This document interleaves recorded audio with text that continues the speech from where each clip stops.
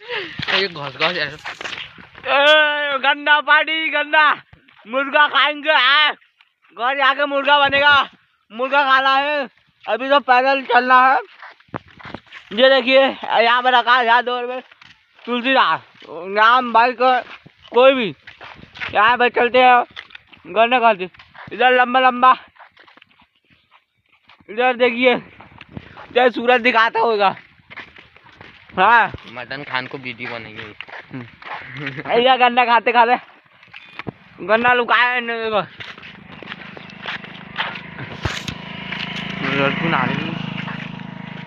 देखिए इधर कार आ रही है यहाँ पे। देखिए ये तो कार गई है, वो बड़ी है वो कार। उधर गन्ना खाने खाया, मटन भी ऐसे खाएंगे।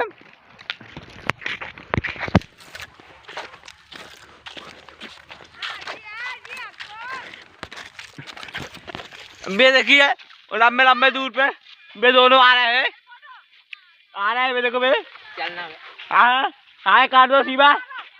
आजा भाई इधर वीडियो बन रहा है, मटन खाना है।